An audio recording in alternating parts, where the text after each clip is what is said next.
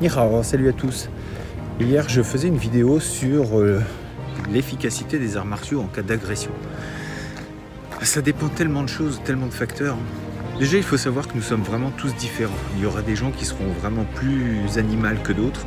Il y en a pour qui le combat ne leur fera pas peur. Ils passeront très facilement au combat. Et puis d'autres préféreront tout de suite la fuite. Quelle que soit la solution, on va dire à partir du moment où vous êtes en bonne santé, c'est que vous avez eu raison. La priorité des priorités, c'est bien de s'en sortir. Donc on est vraiment tous différents. Il y a des gens qui, en cas d'agression, vont être paralysés.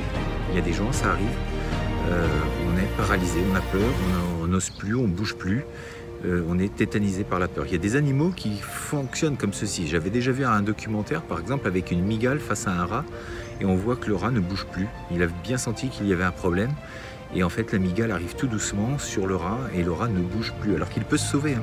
Donc nous avons le même comportement que les animaux. Parfois nous allons être tétanisés, et puis parfois nous allons passer à l'action.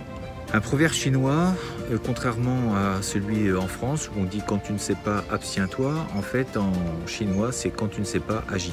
Alors c'est plus facile à dire qu'à faire, je suis bien d'accord. C'est vrai que quand vous êtes en situation de stress, surtout face à plusieurs agresseurs, on ne fait pas trop le malin à ce moment-là. On a le cœur qui s'emballe, on commence à trembler, on a des réactions qui ne sont pas normales, on a le souffle court, on a du mal à respirer. Donc ça va être aussi le premier facteur important à travailler, ça va être la respiration et retravailler justement le calme, retrouver le calme quoi qu'il se passe. Je sais, c'est difficile à faire, mais il faut vraiment essayer au maximum de travailler là-dessus. Le souffle, c'est ce qui va vous permettre de garder la concentration et la tranquillité de l'action. Et le temps de réaction va vraiment être déterminant également. C'est-à-dire que quand vous avez décidé dans votre tête de passer à l'action, il ne faut plus réfléchir, il faut le faire. C'est comme dans toute chose, quand vous décidez, faites-le. Quand vous êtes face au vide, que ce soit au saut parachute ou en haut d'un plongeoir, quand on regarde en bas, généralement on se dit « Ouh, c'est beaucoup plus haut que je ne pensais ». Et pourtant, c'est pas plus haut. Quand vous êtes en bas, ça paraît toujours faisable. Et quand on est en haut et qu'on regarde dans le vide, il y a cette notion de peur, d'appréhension. Et ça, c'est plutôt normal, c'est intérieurement, notre mental, notre subconscient nous dit qu'il y a un danger et en fait, il travaille pour nous, il essaye, lui, de nous garder en vie.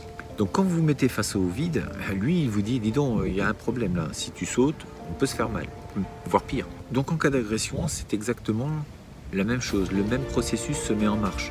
Vous avez peur et vous n'osez pas passer à l'action parce que vous dites, si je passe à l'action, je risque fort de déclencher de l'énervement en face et peut-être pire que ce que je vais subir si je ne fais rien.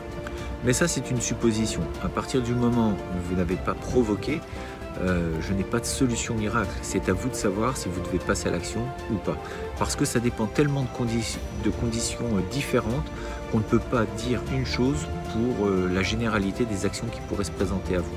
Il y aura toujours quelque chose de différent. Et donc c'est à vous de faire le bilan, le check à ce moment-là, de se dire est-ce que je fais quelque chose ou pas? Est-ce que ma vie est vraiment en danger? Est-ce que s'il y a une arme, est-ce qu'il n'y en a pas? Est-ce qu'ils sont plusieurs? Ça dépend de vraiment beaucoup de choses. Et puis cette détermination va donc être importante de switcher votre mental. Quand vous êtes quelqu'un de gentil, il faut arriver à avoir une sorte d'interrupteur intérieur sur lequel vous basculez dans l'état animal. Il faut s'habituer à ce genre de choses. Si vous êtes dans des cours d'arts martiaux, essayez de le travailler. Demandez à votre prof. Si vous êtes prof, essayez de travailler sur ce genre de choses avec une protection maximale, bien entendu, et puis d'essayer de vraiment mettre en condition différentes vos élèves pour qu'ils réagissent du mieux qu'ils peuvent et quitte à s'enfuir.